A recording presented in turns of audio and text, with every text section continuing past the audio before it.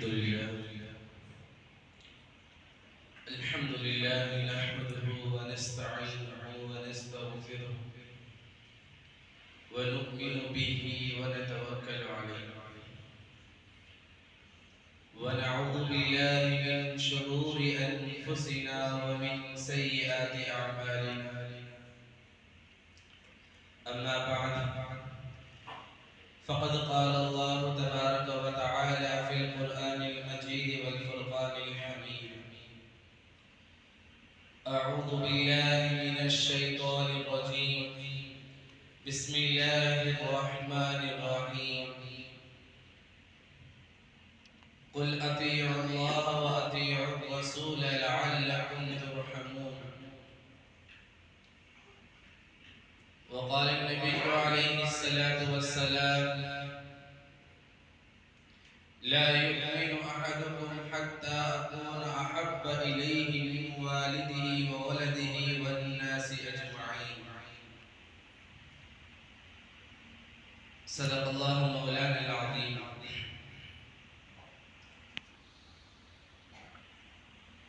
معزز سامعین، اللہ رب العزت کا ہم پر بے بہا احسان ہے کہ اس نے ہمیں اشرف المخلوقات میں سے منتخب فرمایا ہے، ہمیں اپنے آپ کو اشرف المخلوقات کہنے کا حق عطا کیا ہے، اور مزید برآں معزز سامعین، اللہ رب العزت کے ایسے نعمتیں رحمتیں ہم پر جس کا کوئی مثال نہیں ہے. ان میں سے اگر دیکھا جائے تو پہلی فرصت سر فہرست میں اگر کسی کو شمار کیا جا سکے تو وہ ایمان کی دولت ہے. معزز سامعین، اللہ رب العزت نے ہمیں بن مانگے ایمان کی دولت سے سرفراز فرمایا ہے، اور یہ ایسی دولت ہے کہ ماں بقیہ جتنی بھی دولتیں ہم پر عطا فرمائی ہیں اس کے مقابلے میں یہ ہمارے لیے بڑی عظیم دولت ہے. اور اس دولت کا ہم کچھ بدلہ ادا کرنے پر آ جائیں تو معزز سامعین یہ ہماری بس کی بات نہیں ہے. معزز سامعین، آج ہم اپنی آنکھوں سے دیکھتے ہیں کہ اللہ رب العزت نے اس آسمان کو اپنی طاقت سے روکے رکھا ہے، اور اس پر سورج، چاند، ستاروں کو اپنی طاقت سے روکے رکھا ہے، اور یہ سرزمین اس کو اپنی حالت پر رکھا ہے، اس پر پہاڑوں کو قائم فرمایا ہے، اس پر سمندروں کو قائم فرمایا ہے. یہ سب کچھ اللہ رب العزت اپنی قدرت سے نظام چلا رہا ہے، تو یہ صرف اور صرف ایمان والوں کی برکت سے اللہ چلا رہا ہے. جب تک اس دنیا میں رہتی دنیا تک اس دنیا میں اللہ کہنے والا کوئی ایک معمولی سا ادنا غریب ایمان والا اس دنیا میں موجود رہے گا تو معزز سامعین اس وقت تک اللہ رب العزت ان تمام چیزوں کو اپنی حال پر رکھے گا. جیسا کہ اللہ رب العزت نے ایک آیت کریمہ میں فرمایا ہے: وَمَا خَلَقْتُ الْجِنَّ وَالْإِنسَ إِلَّا لِيَعْبُدُونَ. اس آیت کریمہ سے بڑی وضاحت مل جاتی ہے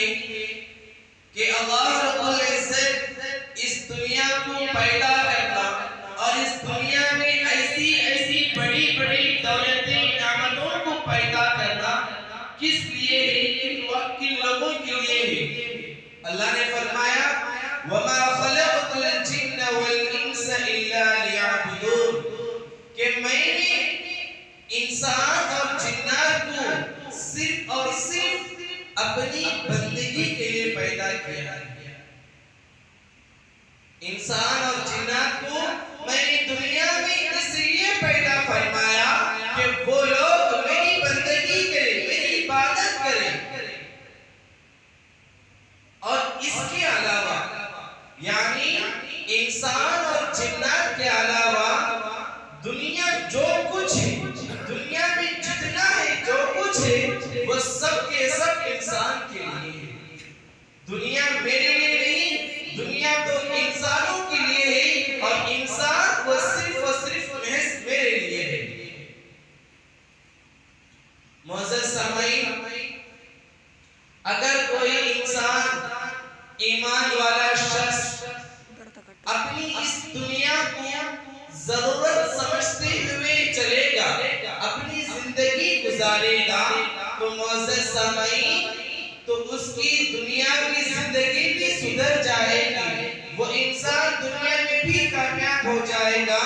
اور آخرت کی جو لامحدود زندگی ہے اس میں بھی وہ کامیاب ہو جائے گا۔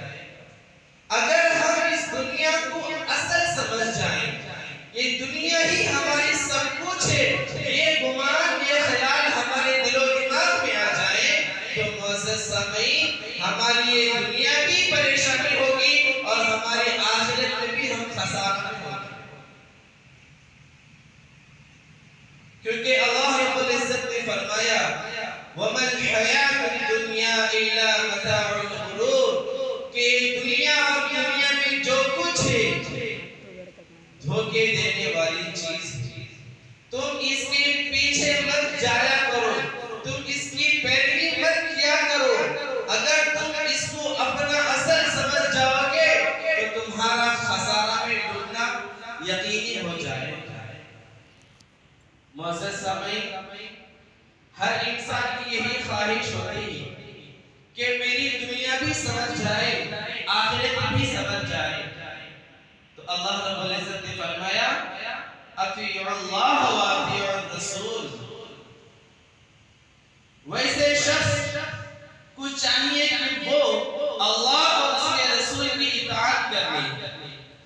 اگر کوئی بندہ اللہ اور اس کے رسول کی اطاعت کر لیتا ہے تو اس کی دنیاوی زندگی بھی بڑی پرسکون گزر جائے گی، اور آخرت کی جو لامحدود زندگی ہے وہ تو پوری کی پوری زندگی چین و سکون کے ساتھ زندگی گزارے گی۔ میرے محترم سامعین کرام، آج ہمارے اس ایسے نازک دور میں ایسی حالتیں ہمارے سامنے آ رہی ہیں، اور ہم ان حالتوں کو دیکھتے ہوئے، ان حالتوں کو معلوم ہوتے ہوئے بھی ہم غفلت ہی میں زندگی گزار رہے ہیں۔ پہلی بات تو یہ ہے کہ ہم پر اس سے پہلے ہمارے مساجدوں کو بند کیا جا رہا تھا، ہم سے ہمارے مساجدوں کو دور کیا جا رہا تھا، ہمارے مدارسوں کو بند کیا جا رہا تھا، ہمارے مکاتبوں کو بند کیا جا رہا تھا، ہم سے عبادت کرنے کی نوبت کو دور کیا جا رہا تھا، توفیق کو دور کیا جا رہا تھا۔ یہ تو بس نہیں رہا معزز سامعین، اب ہمارے پاس ہمارے ایمان پر حملہ کیا جا رہا ہے، ہمارے ایمان پر حملہ کیا جا رہا ہے۔ انسان خطا کار ہے، انسان غلطی کرنے والا ہے، انسان سے گناہ ہو جاتے ہیں، لیکن اللہ رب العزت اسے درگزر کرتے ہی اس لیے کہ اس کے دل میں ایمان کی موجود ہے، ایمان کی صفت اس کے اندر موجود ہے، اس بنیاد پر اللہ رب العزت اسے معاف کر دیتے ہیں۔ معزز سامعین ذرا سوچیں تو صحیح، اگر کسی بندے کے دل میں ایمان کی طاقت، ایمان جیسی دولت نہ ہو تو اس پر کیا حالت گزرے گی؟ اس پر اللہ رب العزت کیسی مصیبتوں کو نازل فرمائیں گے۔ ہم سمجھتے ہیں کہ فلاں آدمی غیر مسلم ہے، غیر مسلم میں مسلمان نہیں ہے، اور مسلمانوں پر ظلم کرتا ہے اور گناہ پر گناہ کرتا رہتا ہے، لیکن پھر بھی وہ بڑے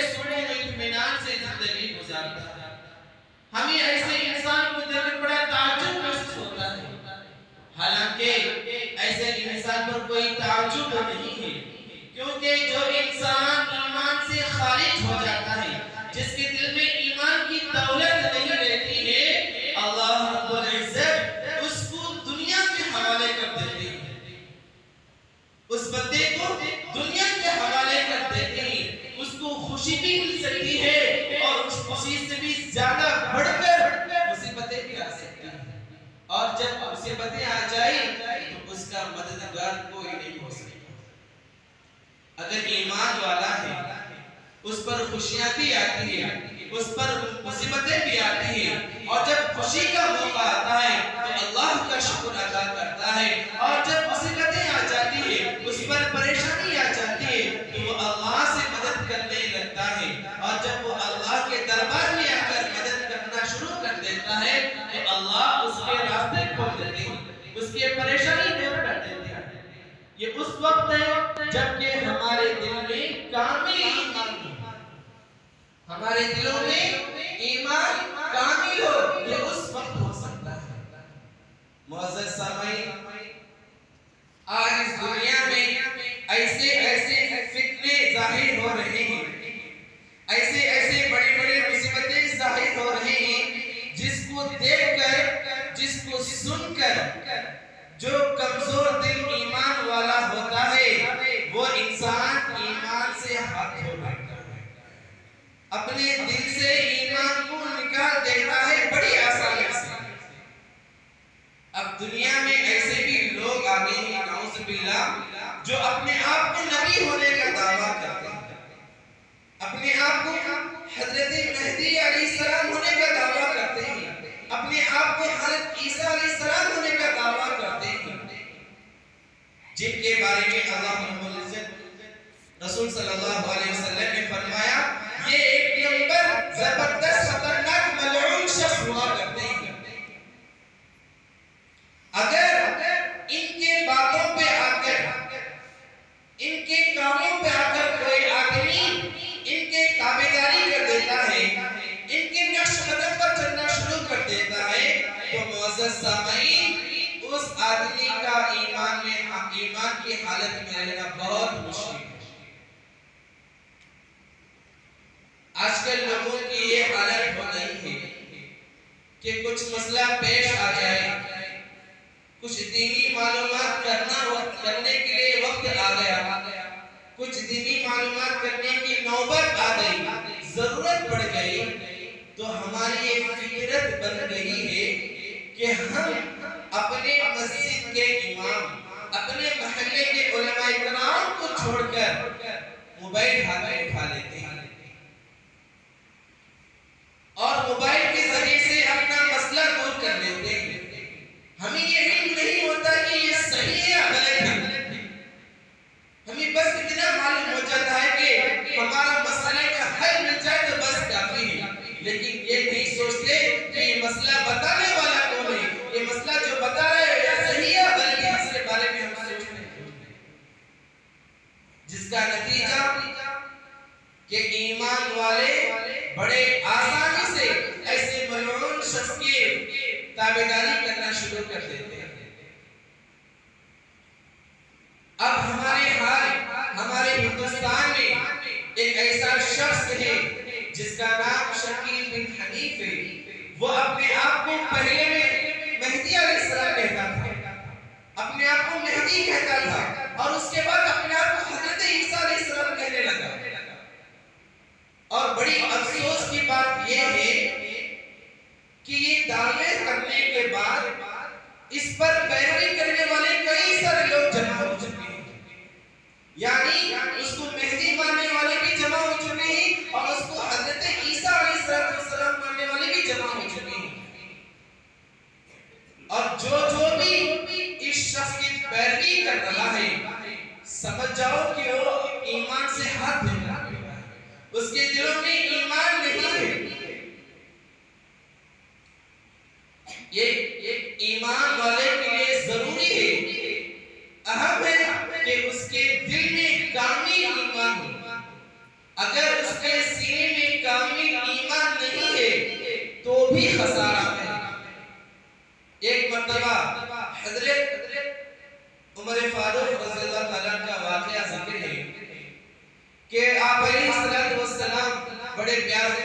کے ساتھ ان کو ایک مرتبہ اپنا ہاتھ پکڑے تھے۔ آپ علیہ السلام نے حضرت عمر رضی اللہ تعالیٰ عنہ کا ہاتھ پکڑے تھے، تو حضرت عمر رضی اللہ تعالیٰ عنہ محبت میں جوش میں آ کر کہنے لگے کہ یا رسول اللہ، میں اپنی جان کے علاوہ دنیا میں جو کچھ ہے، دنیا میں جتنی چیزیں ہیں، سب سے زیادہ میں آپ کو زیادہ محبت کرتا ہوں۔ کیا فرمایا کہ میں اپنی جان کے علاوہ دنیا کی تمام چیزوں سے زیادہ میں آپ کی محبت کرتا ہوں۔ تو جو ہی رسول صلی اللہ علیہ وسلم نے یہ باتیں، یہ جملہ سنا، فوراً فرمایا اے عمر، اگر تمہاری بات ایسی ہے، تمہاری محبت اتنی ہے، تو تم سمجھ جاؤ کہ تمہارے اندر کامل ایمان نہیں ہے، تمہارے اندر کامل ایمان نہیں ہے۔ حضرت عمر رضی اللہ تعالیٰ ایسے جلیل القدر صحابی ہیں، اتنے بڑے صحابی رسول ہیں، جب انہوں نے یہ بات سنی بڑے حیران ہو گئے۔ پھر رسول صلی اللہ علیہ وسلم نے فرمایا اس وقت تک جب تک تم اپنی جان سے زیادہ مجھے محبت نہیں کرنے لگو گے تو تمہارا ایمان کامل نہیں ہو سکتا، تمہارا ایمان کامل نہیں ہو سکتا۔ اسی وقت حضرت عمر رضی اللہ تعالیٰ نے فرمایا کہ یا رسول اللہ، میں اپنی جان سے بھی زیادہ آپ کو محبت کرتا ہوں، آپ کی اتباع کرتا ہوں، آپ کی پیروی کرتا ہوں۔ تو پھر فرمایا رسول صلی اللہ علیہ وسلم اب تمہارا ایمان کامل ہے، اب تمہارا ایمان کامل ہے۔ معزز سامعین، جب حضرت عمر فاروق رضی اللہ تعالیٰ کی یہ حالت رہی تو ہمارا کیا حال ہوگا؟ ہمارے دلوں میں کیسی محبت رسول صلی اللہ علیہ وسلم کی؟ ہمارے دلوں میں ایمان کیسا ہے؟ ایمان کی حالت کیا ہے؟ اگر ہم ابھی بھی اپنی کمزوری حالت کو رہ کر ہم زندگی گزاریں گے تو معزز سامعین، جو فتنے ہمارے سامنے پیش آ رہے ہیں، جو فتنے ہمارے سامنے نظر آ رہے ہیں، قریب ہے کہ ہم بھی اس فتنے میں ملوث ہو جائیں گے، ہم بھی اس فتنے میں مبتلا ہو جائیں گے۔ اور جب ایسے فتنے میں مبتلا ہو جائیں تو معزز سامعین، ہمارا ایمان باقی نہیں رہے گا، اور جب ایمان دل سے نکل جائے گا تو اللہ کے عذاب ہم پر مسلسل نازل ہوتے رہیں گے۔ اب بھی ایسی پریشانیاں آ رہی ہیں، ایسی مصیبتیں آ رہی ہیں کہ ہم پر پابندی لگانے کی کوششیں کی جا رہی ہیں، ہم سے ہماری مساجدوں کو دور کیا جا رہا ہے، ہمارے مدارسوں کو بند کرنے کی کوشش کی جا رہی ہے، لیکن لوگ ابھی بھی غفلت کی نیند میں بیٹھے ہوئے ہیں، علماء سے دور ہوتے جا رہے ہیں، اللہ سے دور ہوتے جا رہے ہیں، رسول صلی اللہ علیہ وسلم کی پیروی سے دور ہوتے جا رہے ہیں۔ اگر ہم ابھی بھی ایسے رہیں گے تو آج ہم سکون سے سانس لے رہے ہیں، لیکن کل کے دن پتہ نہیں ہماری حالت کیا ہوگی۔ معزز سامعین، اللہ رب العزت نے ارشاد فرمایا وَأَطِيعُوا اللَّهَ وَأَطِيعُوا الرَّسُولَ لَعَلَّكُمْ تُرْحَمُونَ، کہ انسان اسی وقت پریشانی میں مبتلا ہو جاتا ہے، انسان اسی وقت مصیبتوں میں مبتلا ہو جاتا ہے، انسان پر پریشانی اسی وقت آتی ہے جب انسان اللہ اور اس کے رسول کی پیروی سے دور ہوتا جاتا ہے، جب وہ دن بدن اللہ اور اس کے رسول کی پیروی سے دور ہوتا جائے گا تو اس پر دن بدن پے بپے پریشانی مصیبتیں آتی رہیں گی۔ اللہ نے فرمایا وَأَطِيعُوا اللَّهَ وَأَطِيعُوا الرَّسُولَ، تم بس میری اور میرے محبوب صلی اللہ علیہ وسلم کی پیروی کرو، لَعَلَّكُمْ تُرْحَمُونَ، میں تم پر ضرور رحم کروں گا، میں تمہاری حفاظت کروں گا۔ آج ہم پر پریشانی ہے، ہمارے گھروں میں مصیبتیں ہیں، ہمارے گھروں میں فوق و فاقہ ہے، ہم دعا مانگتے ہیں، اللہ سے مدد طلب کرتے ہیں، لیکن ہماری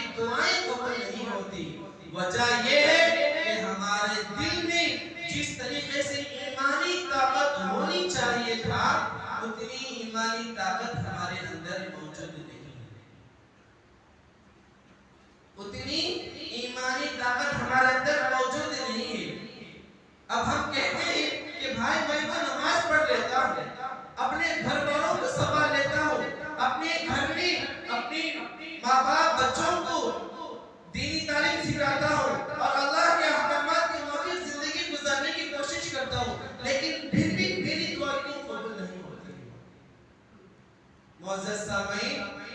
ہم بس اپنے آپ پر غور کرتے ہیں، ہم اپنے آپ کی فکر کرتے ہیں، اپنے آپ کی سوچ فکر کرتے ہیں، اپنے پڑوسی کی، اپنے محلے والوں کی، اپنے شہر والوں کی حالت نہیں جانتے۔ ایک مرتبہ کا واقعہ ہے، حضرت موسیٰ علیہ السلام کے دور زمانے میں ایک مرتبہ پانی کی تنگی آ گئی، پانی کی تنگی آ گئی کہ جس علاقے میں حضرت موسیٰ علیہ السلام رہتے تھے، ان کی قوم رہتی تھی، پورے علاقے میں کہیں پر بھی پانی نہیں ہے، اور جن کے گھروں میں پانی رہتا تھا وہ بھی ختم ہو چکا تھا۔ اب تنگی آ گئی پانی کی، تو تمام لوگ، تمام قوم حضرت موسیٰ علیہ السلام کے پاس جمع ہو گئے، ان سے فرمانے لگے کہ اے موسیٰ، کہ ہم پر کیا ہوگا کہ ہم پر پانی کی تنگی آ چکی ہے، آپ اپنے رب سے دعا کیجئے کہ اللہ ہم پر بارش نازل فرمائے، ہم پر جو تنگی چل رہی ہے، ہم پر جو فقر و فاقہ ہو رہا ہے پانی کا، وہ مسئلہ دور ہو جائے، وہ پریشانی دور ہو جائے۔ تو فوراً حضرت موسیٰ علیہ السلام اللہ کے دربار میں حاضر ہو کر دونوں ہاتھ اٹھا کر اللہ سے دعا کرتے ہیں کہ مولا، ہم پر یہ جو مصیبتیں چل رہی ہے، پانی کی تنگی چل رہی ہے، اس کو دور فرما دے اور ہم پر بارش نازل فرما دے۔ اللہ کی جانب سے جواب ملا کہ اے موسیٰ، میں بارش اس لیے نازل نہیں کر رہا ہوں، تمہارے قوم پر پانی کی تنگی اس لیے دور نہیں کر رہا ہوں کہ تمہاری قوم میں ایک شخص گنہگار ہے جس سے میں ناراض ہوں، تمہاری قوم میں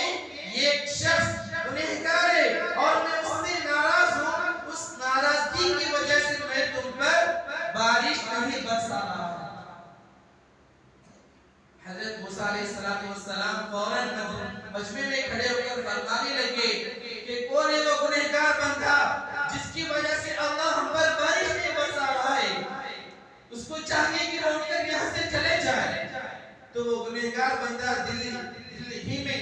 اللہ سے توبہ کرتا ہے، التجا کرتا ہے کہ مولا، میں ہی وہ گنہگار ہوں، میری وجہ سے میری قوم پر فقر و فاقہ چل رہی ہے، تنگی چل رہی ہے،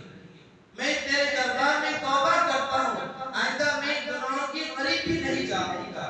جب وہ گنہگار بندہ سچے دل سے توبہ کر دیتا ہے، فوراً اسی وقت اللہ رب العزت بارش برسا دیتے ہیں۔ حضرت موسیٰ علیہ السلام پھر فرمانے لگے، یا اللہ، ابھی اس مجمع سے کوئی بندہ اٹھ کر باہر نہیں گیا، لیکن بارش کیسے آ گئی؟ پھر اللہ رب العزت نے فرمایا کہ جو گنہگار بندہ تھا اس نے اپنے دل سے سچی توبہ کر لی، اس کی وجہ سے میں نے بارش کو برسا دیا ہے۔ معزز سامعین، اس واقعے میں ہمیں لینے کی بات، سوچنے کی بات یہ ہے کہ پورے قوم میں یہ گنہگار بندہ تھا جس سے اللہ ناراض تھا، اس ایک بندے کی وجہ سے اللہ پوری قوم پر بارش کی تنگی، پانی کی تنگی فرما دیا۔ اب ہم سوچ کر دیکھیں ہمارے شہر میں، ہمارے محلے میں کون کون ایسا بندہ ہے جس سے اللہ ناراض ہے؟ جب اللہ رب العزت ایک بندے کی گناہ پر، ایک بندے کی ناراضگی پر پورے پر عذاب نازل کر سکتا ہے، تو خود اپنے آپ پر غور کیجیے، اپنے گھر والوں کی فکر کیجیے۔